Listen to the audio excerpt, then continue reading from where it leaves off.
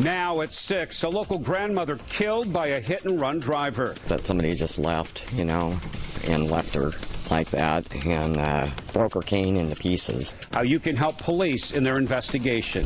Plus, local flooding leads to road closures, rescues, and damaged businesses. Pretty scary. It's pretty devastating just how fast it can happen. The problem road crews are now running into. And a new development may wipe out an entire block. Why community members are concerned about the impact the project could have on their neighborhood.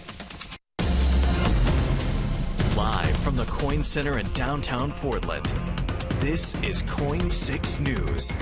Watching out for you. First tonight, Oregon lawmakers demanding that the Department of Human Services do a better job protecting foster children in their care, as the department has shipped dozens of children out of state.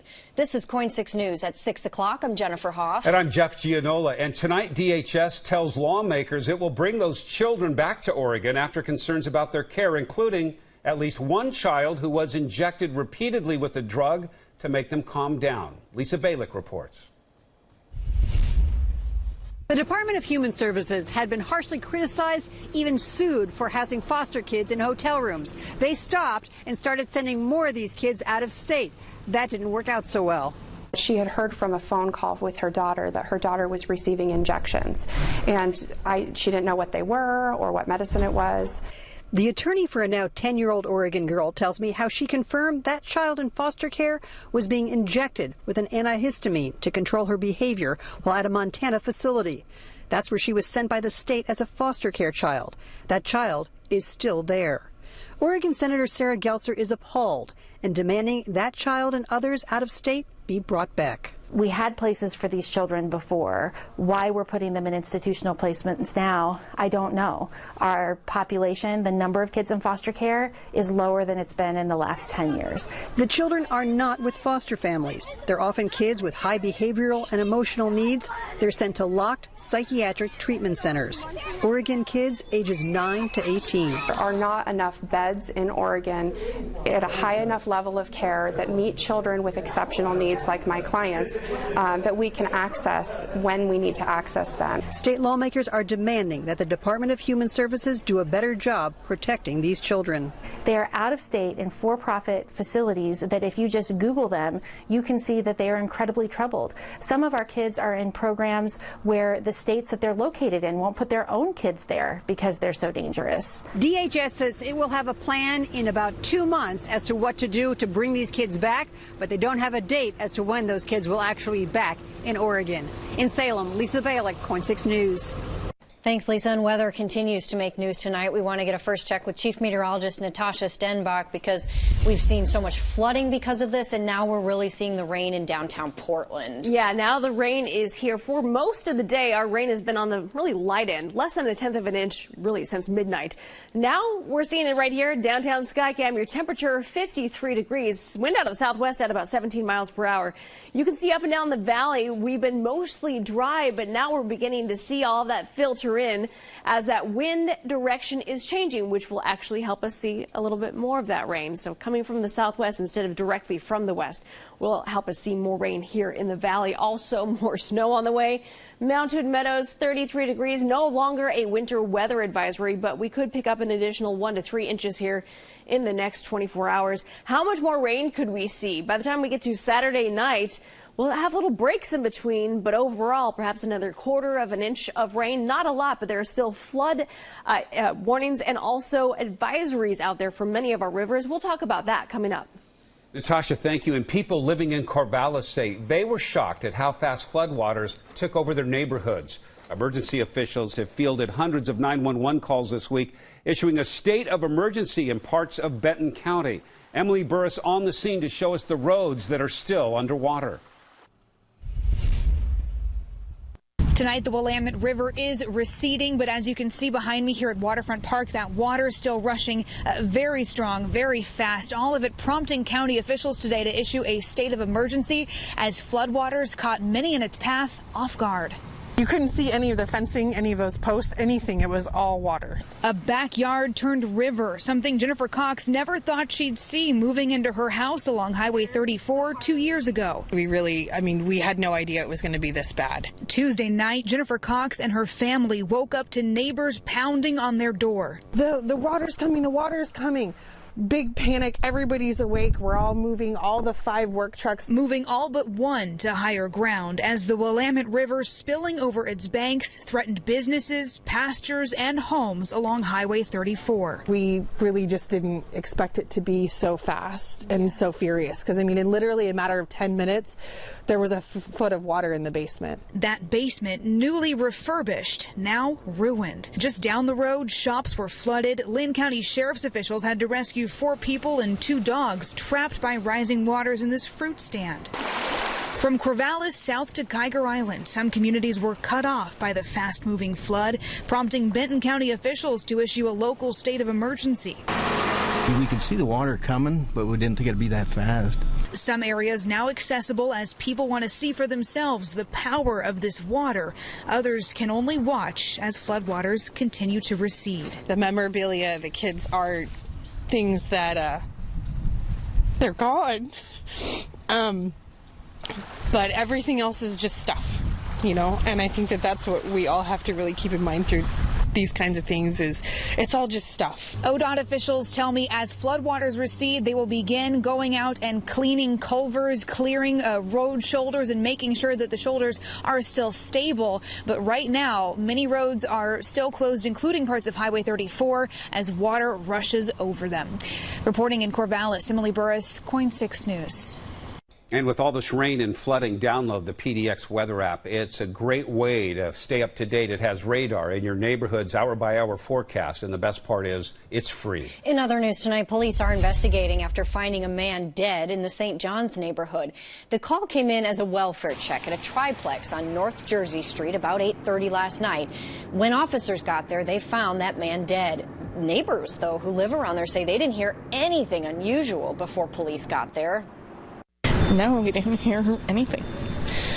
No sirens or gunshots or yelling, nothing. I don't really see any extended violence in North Portland. 26-year-old Logan Johansson was arrested in St. Helens then this morning. He is booked for murder, unlawful use of a motor vehicle, and unlawful use of a weapon. Tonight, Portland police have identified the man found dead at Southwest Broadway in Alder as 49-year-old Paul Mears. The man accused of his murder, 38-year-old Daniel Connor, appeared in court just yesterday. He's charged with murder and unlawful use of a weapon. Now, police found Mears dead on the sidewalk Sunday night. They arrested Connor just 1 block away. Police are also searching for a driver after a hit and run that killed a local grandmother. It happened about 10 o'clock last night near North Fessenden and North Polk. Officers say the driver hit and killed 82-year-old Sandra Bosch while she was out picking flowers. Her daughters say she loved flowers, loved having them around, and that they're really in shock. They can't believe their mother is gone. She was such a kind-hearted person. She would have given the shirt off her back to anybody. Whoever hit her, I don't understand. You hit a wonderful, gentle, kind woman who used to feed the homeless. All police are releasing right now is that they are looking for a red sedan that was last seen headed eastbound on North Fessenden. If you have any information, the police officers would like to hear from you. An update now on a 2-year-old girl who was shot in Salem. Police tell us she's still in the hospital here in Portland, but her condition is now improving. Tonight, the case under investigation. Officers haven't made any arrests. That shooting happened back on April 3rd.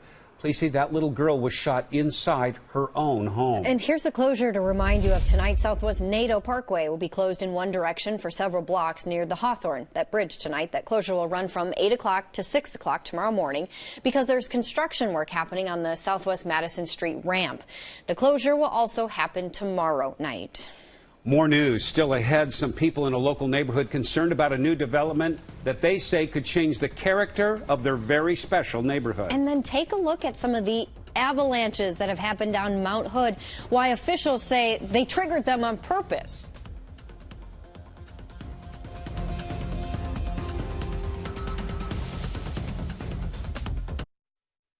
Plans for a large mixed-use apartment complex along Woodstock Boulevard has some neighbors they're pretty concerned. Yeah, the plans are to redevelop an entire block where the joinery furniture store now stands, and many neighbors have concerns that this will really kind of ruin their neighborhood. They're taking those concerns to a meeting tonight that begins at 7.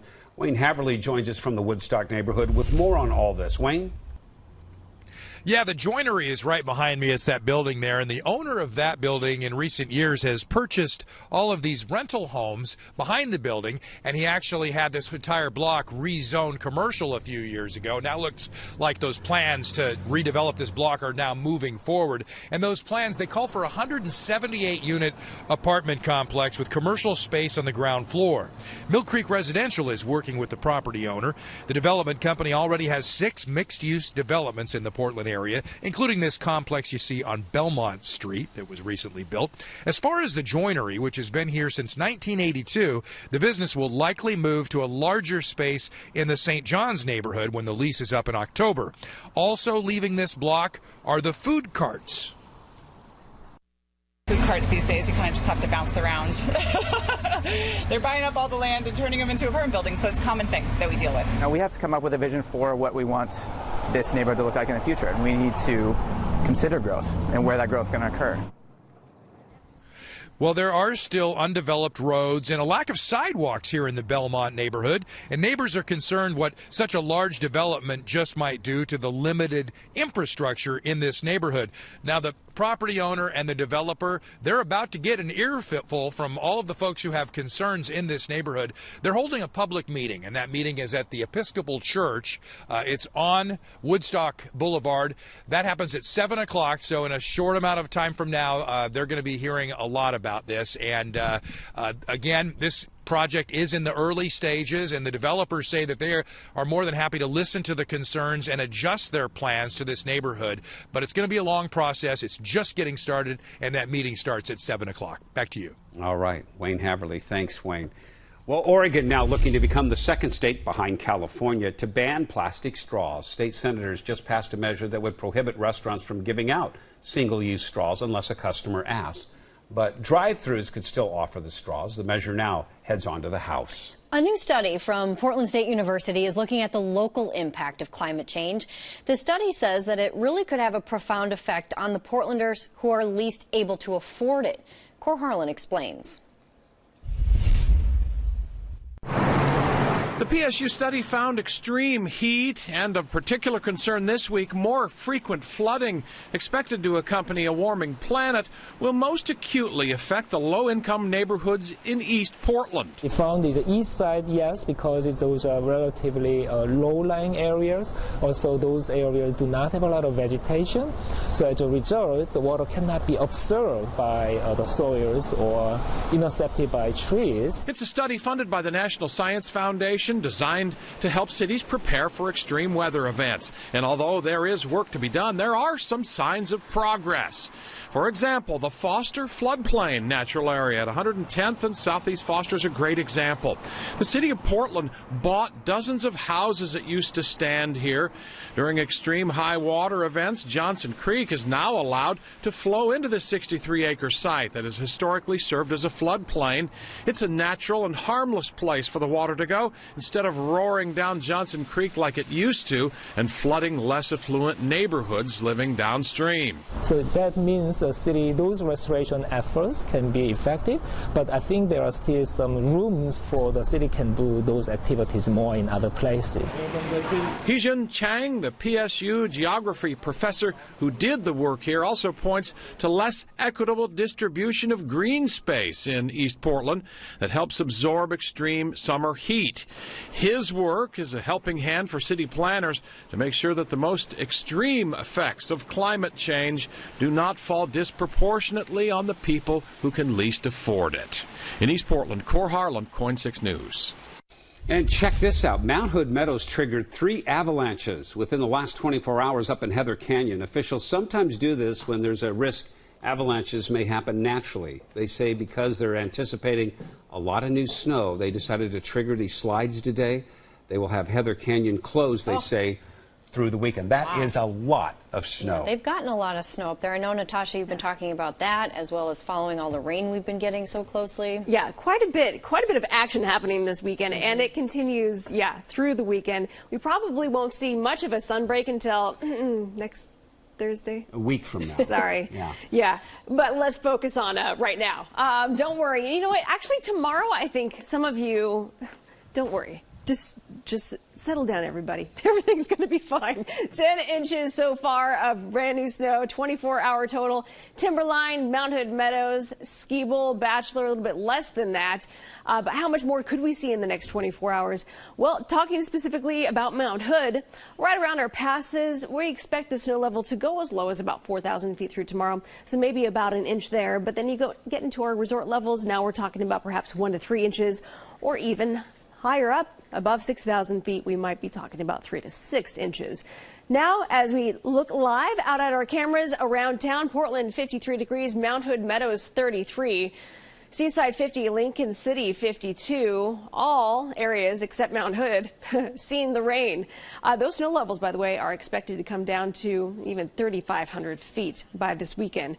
We haven't seen a lot of rain here in the valley, just a little bit more than 1/10 of an inch, but along the coast, higher totals above about 1/2 inch to 6/10 of an inch Tillamook.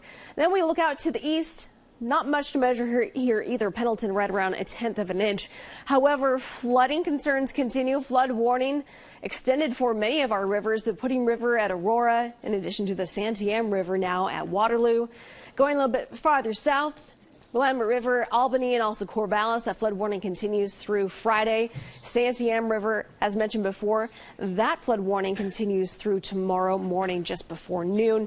And out towards eastern Oregon, we still have not only flooding concerns, but also snow. In fact, a winter storm warning and also winter weather advisory in effect for many of the higher elevations of that direction. So high pressure is taking over. So this is where the good news comes in. Maybe you love rain, and that's okay too. But if you're looking for a little more sunshine, this is some nice evidence of clearing that will eventually be taking place, but it's going to be very brief. So tomorrow, still a few showers here and there, but it will be interrupted by more of that dry weather. So let's put this map in motion and show you what we're talking about. So through tonight, light showers on and off. Tomorrow morning, about 8 o'clock in the morning, you might notice a sprinkle here or there. Nothing heavy happening tomorrow. Overall wind direction will be coming from the northwest, but notice up and down the valley once again will essentially be in a bit of that rain shadow. So you'll notice probably mostly cloudy skies, but you might even get a glimmer of hope. Might get a little bit of sunshine before the sun goes down.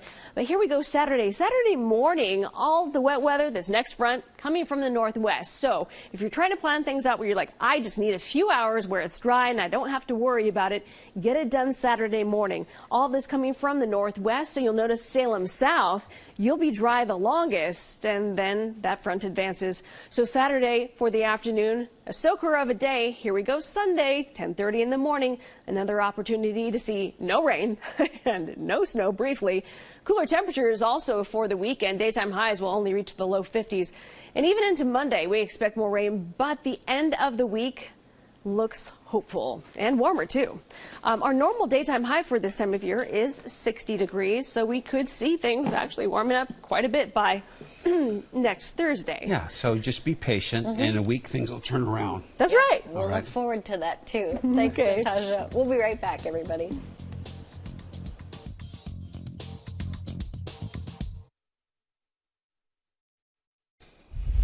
Vancouver-based Papa Murphy's just announced a merger with Canada-based MTY Food Group, Inc. They're behind brands like Baja Fresh and Cold Stone Creamery. MTY will acquire all shares of Papa Murphy's, valued at $190 million. Not bad for a local company. Papa Murphy's has been looking to sell since last fall to keep up in this competitive, what they call casual food market. Papa Murphy's actually started in Hillsborough back in 1981, originally called, remember this, Papa Aldo's. They took on the name Papa Murphy in 1995 after merging with another company called Murphy's Pizza. Wow. Hey, drugstores are now getting into CBD. It's the non-psychoactive part, of course, of the cannabis plant. We just found out that Rite Aid will soon start selling CBD products in Oregon and Washington. This announcement comes as Walgreens and CVS is expanding into those products. Right now, the FDA is taking a closer look at the hemp market and say that they'll hold a public hearing on all of this next month. All right, Natasha, final look at that weather. Showers continue for us tonight. By the time we get to tomorrow morning, though, you'll notice some dry breaks happening, so a little bit less rain happening tomorrow. Saturday and Sunday, soakers return, snow down to 3,500 feet. We're expecting another 1 to 3 inches here in the next 24 hours. Daytime highs a little bit cooler over the weekend, low 50s, but look at next week. Next Wednesday, Thursday, up to 66. Finally. Look ahead, everybody. Yeah. CBS Evening News coming your way next.